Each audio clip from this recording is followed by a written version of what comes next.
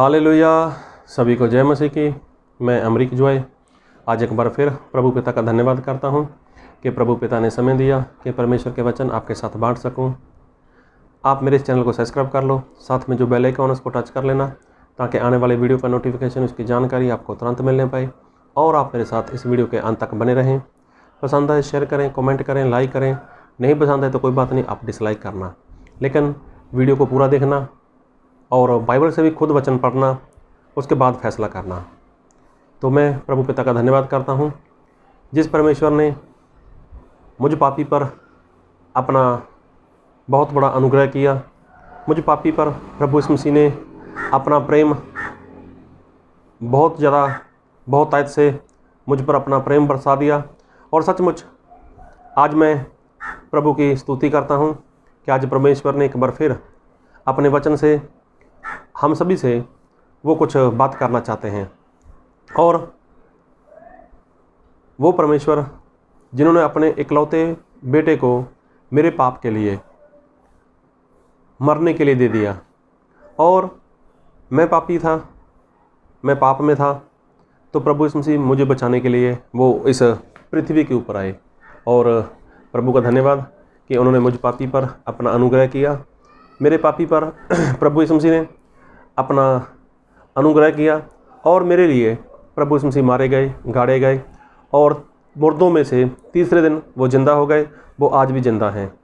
तो इंसान के जीवन में पाप जो है, तो परमेश्वर ने इंसान के जीवन में पाप अपनी ओर से नहीं दिया, लेकिन ये पाप इंसान ने चाहा उसके जीवन में तभी आया क्योंकि परमेश्वर ने आदम और हवा को जब बनाया था, तब परमेश्वर ने उनको पवित्र बनाया था, उनके अंदर अपना पवित्र आत्मा दिया था, और उसके जीवन में कोई भी ऐसी पाप वाली बात थी ही नहीं।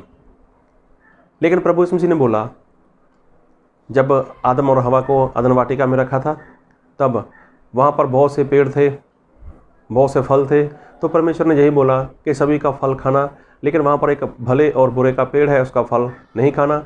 जिस दिन फल खाएगा उस दिन तो मर जाएगा। कहने का मतलब प्रभु यीशु मसीह चाहते थे कि जो आदम है और जो उसकी पत्नी है वो हमेशा हमेशा तक वो जिंदा रहें। तो परमेश्वर ने कभी ऐसा सोचा ही नहीं था कि ये लोग मरें, लेकिन इंसान ने खुद अपनी मर्जी से वो फल खाया, खुद अपनी मर्जी से वो पाप किया, और पाप करने के बाद वो परमेश्वर की महिमा से वो दूर हो गए। तो आज परमेश्वर हमें कहना क्या चाहते हैं, और परमेश्वर चाहते क्या हैं, कि क्या परमेश्वर दोबारा इंसान को अपने स्वर्ग में ले सकते हैं? जिस इंसान ने पाप किया, जिस इंसान से गलती हो गई, चाहे जानबूझकर हो गई चाहे अनजाने में हो गई, तो क्या परमेश्वर ऐसे लोगों को स्वर्ग में लेना चाहते हैं? जी हाँ, इस बात को बहुत ध्यान से सुनना। पाप तो सभी ने किया है। मैं माँ के पेट में था, तो बाइबल में ऐसा लिखा है कि मैं माँ के पेट से पापी हूँ। आप कोई भी हो सकते हो, किसी भी देश के हो सकते हो, तो पाप तो आपने भी किया होगा। तो जब पाप किया है तो हमें परमेश्वर के राज्य में जाना है, परमेश्वर के पास जाना है। और परमेश्वर तो वो बहुत पवित्र हैं, वो धर्मी हैं, और जहाँ पर वो रहते हैं स्वर्ग, वो भी पवित्र है। वहाँ पर जितने स्वर्गदूत हैं वो भी पवित्र हैं। जहाँ तक जो परमेश्वर है, जो यहोवा है, उनका नाम भी पवित्र है, और परमेश्वर का जो वचन है वो भी पवित्र है। अरे जहाँ तक प्रभु यीशु मसीह ने जो लहू बहा दिया वो भी पवित्र है। वहाँ पर जो सोने की सड़कें हैं वो भी शुद्ध सोने की हैं। मतलब एक भी अशुद्ध वस्तु वहाँ पर नहीं है, और एक भी अशुद्ध चीज़ वहाँ पर जा ही नहीं सकती।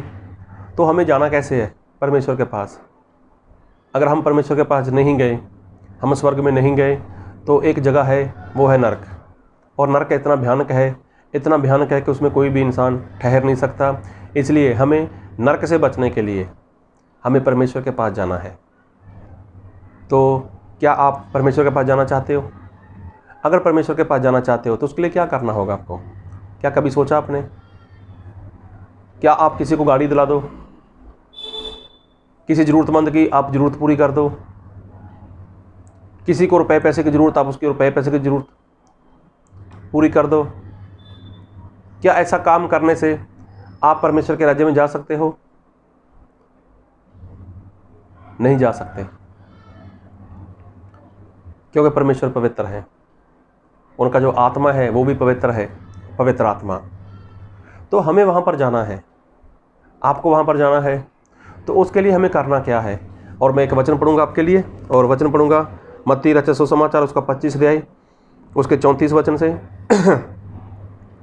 तब राजा अपनी दाहिनी ओर वालों से कहेगा, हे मेरे पिता के धन्य लोगों, आओ उस राज्य के अधिकारी हो जाओ जो जगत के आदि से तुम्हारे लिए तैयार किया गया है। देखो, प्रभु यीशु मसीह एक समय ऐसे आएगा कि अपने लोगों को बोलेंगे, हे मेरे पिता के धन्य लोगों, आशीषित लोगों, ब्लेसड लोगों, आओ जो राज्य जगत के आदि से, मतलब जगत की शुरुआत से पहले तुम्हारे लिए तैयार किया गया है, उसके वारिस हो जाओ, उसके अधिकारी हो जाओ। तो ये किसको बोला जाएगा? उनके लिए लिखा है, और इसके मत्ती 25 उसका 35 में लिखा है, क्योंकि मैं भूखा था और तुमने मुझे खाने को दिया, मैं प्यासा था और तुमने मुझे पानी पिलाया, मैं परदेसी था और तुमने मुझे अपने घर में ठहराया। और 36 में लिखा है, मैं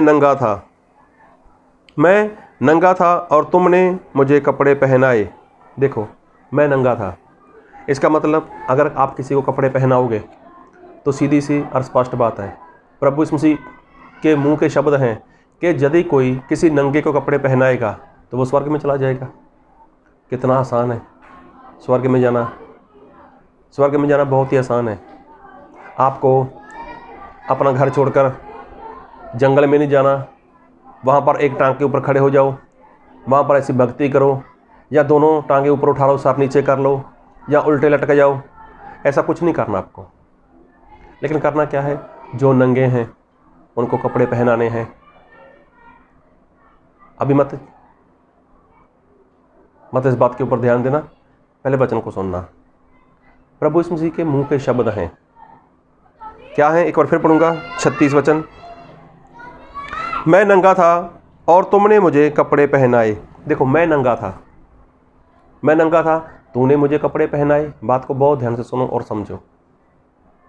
प्रभु यीशु मसीह बोलते हैं कि मैं नंगा था, तूने मुझे कपड़े पहनाए। और इनके लिए प्रभु यीशु मसीह ने 34 वचन में लिखा है, मत्ती 25 का 34 में, कि मेरे पिता के धन्य लोगों, जो राज्य जगत की उत्पत्ति से पहले बनाया गया, उसके वारिस हो जाओ, उसके अधिकारी हो जाओ। तो कितनी बड़ी बात, सिर्फ और सिर्फ नंगे इंसान को कपड़े पहनाने हैं। ए भाई साहब, कहाँ जा रहे हो? कपड़े खरीदने के लिए? रुको ना, सुनो पहले। अभी कपड़े खरीदने मत जाओ।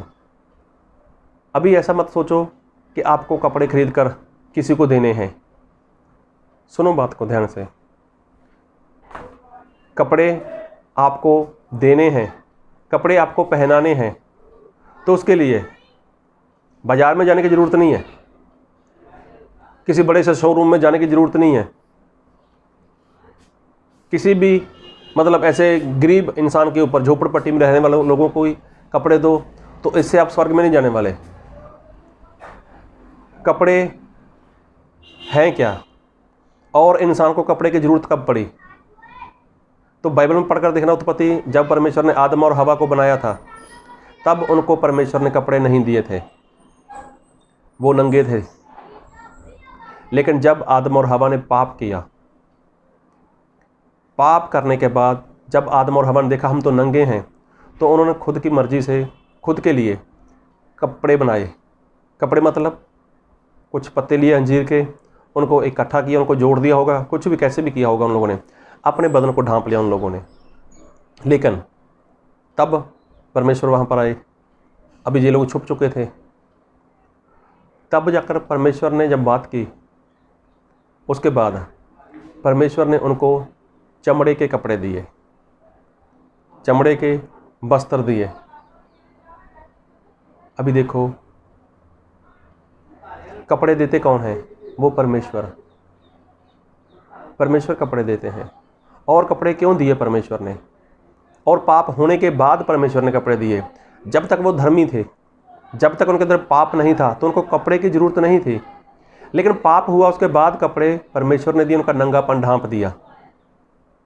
तो किसी का नंगापन ढांपना, ऐसे लोगों को प्रभु यीशु मसीह स्वर्ग में जगह देंगे। तो आपको भी जो नंगा है उसको कपड़े पहनाने हैं, मतलब जो पाप में है उसको कपड़े पहनाने हैं। और ये जो कपड़े मैंने पहने हैं, जो आप कपड़े पहन कर रखते हो, तो इस कपड़े की बात नहीं है। अरे ये तो सभी के पास हैं।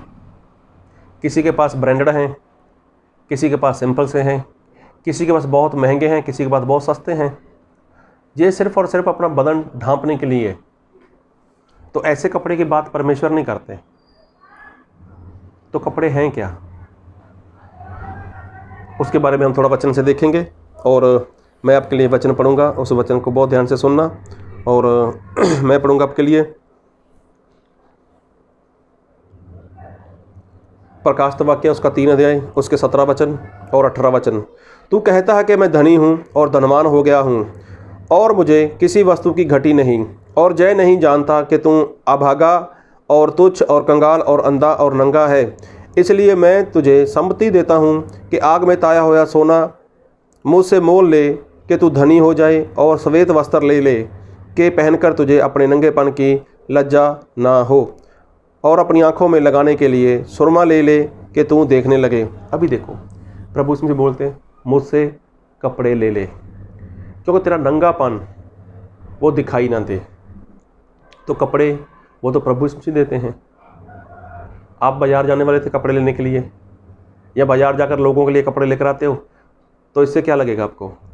भी आप स्वर्ग चले जाओगे, परमेश्वर के राज्य में चले जाओगे? नहीं, ऐसा नहीं होगा। ये कपड़े वाली बात परमेश्वर नहीं करते। तो कपड़े हैं क्या, और कपड़े देते कौन है? कपड़े तो प्रभु यीशु मसीह देते हैं। आदम और हवा को कपड़े परमेश्वर प्रभु यीशु मसीह ने दिए, चमड़े के कपड़े दिए। तो चमड़ा आया कहाँ से?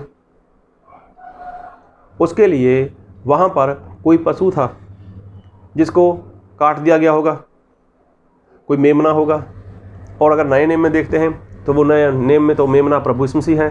प्रभु यीशु मसीह ने अपना लहू दे दिया, प्रभु यीशु मसीह ने अपने प्राण दे दिए, और प्रभु यीशु मसीह के लहू के द्वारा हम शुद्ध होते हैं। और प्रभु यीशु मसीह का लहू जब हमारे ऊपर आता है, जब हम बपतिस्मा लेते हैं, तब सर से लेकर पाँव तक इंसान भीग जाता है, और प्रभु यीशु मसीह का लहू इंसान को ढांप लेता है, उसके पाप को ढांप लेता है। तो नंगापन ढांपने वाले कौन है? वो तो प्रभु यीशु मसीह हैं। और कपड़े हैं क्या? एक वचन और पढ़ूंगा आपके लिए, और मैं पढ़ूंगा प्रकाशित वाक्य उसका 19 अध्याय और उसके 8 वचन को। उसको शुद्ध और चमकदार महीन मलमल पहनने का अधिकार दिया गया, क्योंकि उस महीन मलमल का अर्थ पवित्र लोगों के धर्म के काम। तो देखो यहाँ पर लिखा है कपड़े के बारे में, यहाँ पर मेमने की शादी के बारे में लिखा है। मैं 7 वचन पढ़ देता हूँ। आओ हम आनंदित हों और मगन हों और उसकी स्तुति करें, क्योंकि मेमने का विवाह आ चुका है और उसकी दुल्हन ने अपने आप को तैयार कर लिया। उसको शुद्ध और चमकदार महीन मलमल पहनने का अधिकार दिया। मतलब चमकदार महीन मलमल पहनने का मतलब कपड़े पहनने का अधिकार दिया है, क्योंकि उस महीन मलमल का अर्थ है पवित्र लोगों के धर्म के काम। तो देखो पवित्र लोगों के क्या है? धर्म के काम हैं, मतलब आज्ञाकारी। तो जो इंसान आज्ञाकारी करता है, जो इंसान आज्ञाकारी करेगा, तो वो क्या करेगा? वो आज्ञाकारी के वस्त्र पहनता है। मतलब वो अपने ऊपर अगर आज्ञाकारी करता तो उसके ऊपर वो कपड़े आ जाते हैं जो परमेश्वर देते हैं। आज्ञाकारी करेगा इंसान तो वो क्या करता है? वो कपड़े पहन लेता है। और ये क्या है? चमकदार महीन मलमल के वस्त्र हैं जो दुल्हन को पहनने का क्या दिया? अधिकार मिला है। और ये कपड़े कुछ और नहीं है, यही आज्ञाकारी है। तो परमेश्वर ने जो वचन दिया है ये आज्ञाकारी में हमें पूरा करना है। तो जो इंसान ये आज्ञाकारी करता है वचन की, जो वचन के ऊपर विश्वास करता है, वचन के अनुसार जीवन जीता है, तो वो ये कहना चाहता है कि हाँ मैंने कपड़े पहने हुए हैं। और जिसने कपड़े पहने हैं अभी वो नंगा नहीं है, और जो नंगा नहीं है वो परमेश्वर को मिल सकता है। आदम और हवा ने पाप किया था, चाहे उन्होंने अपनी ओर से कपड़े बनाकर पहने हुए थे, लेकिन तब जाकर भी वो परमेश्वर के सामने नहीं जा सके, तब जाकर भी वो परमेश्वर के सामने खड़े नहीं रह सके। तो संसार में, इस दुनिया में कोई भी आपका पाप ढांप नहीं सकता। लेकिन हमें क्या करना है? हमें एक दूसरे के पाप को ढांपना है और उसको आज्ञाकारी में लेकर आना है। तो प्रभु यीशु मसीह इसीलिए संसार में आए थे। तो प्रभु यीशु मसीह इसीलिए संसार में आए थे कि वो लोगों को पापों की क्षमा दें। यूहन्ना रचित सुसमाचार उसका 8 अध्याय में एक औरत थी जो व्यभिचार करते पकड़ी गई थी। लोगों ने उसके पाप को उछालना शुरू कर दिया। तब जाकर प्रभु यीशु मसीह ने क्या कर दिया, उसके पाप को ढांप दिया, उसको क्षमा कर दी, उसको माफ़ी दे दी। तो देखो प्रभु यीशु मसीह क्या करते हैं, इंसान के पाप को ढांप देते हैं, मतलब उसको ढांप देते हैं, उसको माफ़ कर देते हैं। मतलब उसके जीवन में अगर आज्ञाकारी है तो वो इंसान क्या करता है, उसका जो नंगापन है, जो पाप की वजह से नंगापन है, वो पाप नंगापन आज्ञाकारी के कारण अभी वो नंगापन उसका दिखाई नहीं देता। वो नंगापन आज्ञाकारी के कारण अभी वो दिखाई नहीं देगा। तो देखो अगर स्वर्ग में जाना है तो क्या करना है, हमें नंगे को कपड़े पहनाने हैं। कपड़े बाजार वाले नहीं, कपड़े वो जो आज्ञाकारी हैं। और मत्ती रचित सुसमाचार उसके 28 अध्याय में और उसके 19 वचन में हम पढ़ेंगे, वहाँ पर जो लिखा है, और वहाँ पर लिखा है मत्ती रचित सुसमाचार 28 उसका 19 वचन, इसलिए तुम जाओ, सब जातियों के लोगों को चेला बनाओ और उन्हें पिता और पुत्र और पवित्र आत्मा के नाम से बपतिस्मा दो। फिर लिखा है 20 में, और उन्हें सब बातें जो मैंने तुम्हें आज्ञा दी है मानना सिखाओ, और देखो मैं जगत के अंत तक सदा तुम्हारे संग हूँ। देखो जो आज्ञा मैंने तुम्हें दी हैं वो उनको मानना सिखाओ, मतलब उनको ये वाला काम कर कर बताओ। तो जब अब उन लोगों को आज्ञा मानना सिखाओगे, वचन में कैसे चलना है, किस तरह से रहना है, ये वाली बातें उनको बताओगे, तब क्या करोगे, आप नंगे को कपड़े पहनाओगे। तो प्रभु यीशु मसीह ने क्या बोला कि जो राज्य जगत की आदि से तुम्हारे लिए तैयार किया गया है, मेरे पिता के धन्य लोगों, उसके अधिकारी हो जाओ, उसके वारिस हो जाओ। लेकिन मैं नंगा था, तुम लोगों ने मुझे पहनाया। देखो क्या लिखा है, मैं नंगा था। एक बार फिर पढ़ूंगा, मत्ती 25 उसका 36, मैं नंगा था और तुमने मुझे कपड़े पहनाए। तो कपड़े ये जो मैंने पहने रखे हैं, जहाँ आपने पहने हैं, ये वाले कपड़े नहीं हैं, कपड़े हैं आज्ञाकारी, जो प्रकाशित वाक्य 19 की 8 में लिखा है। तो धर्म के काम मतलब आज्ञाकारी के काम।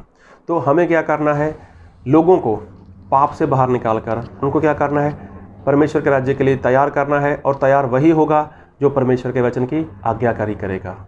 तो अगर आपको स्वर्ग जाना है तो आपको सिर्फ इतना सा ही काम करना है, और बड़ा काम नहीं करना आपको। ये छोटा सा काम आपको करना है कि जो लोग पाप में हैं, मतलब जो नंगेपन में हैं, पाप मतलब नंगापन, जो पाप में है मतलब जो नंगा है, उसको क्या करो, पाप से बाहर निकाल दो। उसको क्या करो, कपड़े पहना दो। कपड़े मतलब आज्ञाकारी करना सिखाओ, उसको आज्ञा मानना सिखाओ उसको। जब वो काम ये करेंगे तब प्रभु यीशु मसीह आपके जीवन से, आपके चाल चलन से वो खुश हो जाएंगे।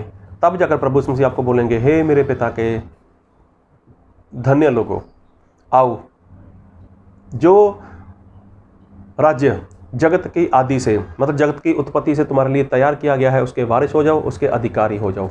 तो कुछ मत करो, सिर्फ नंगे लोगों को कपड़े पहनाना शुरू करो। मतलब ऐसे लोगों को जो पाप में है उनको आज्ञा मानना सिखाओ, और खुद भी आज्ञा मानते हुए आगे बढ़ते जाओ। तो प्रभु सभी को बहुत की आशीष दें। आमीन।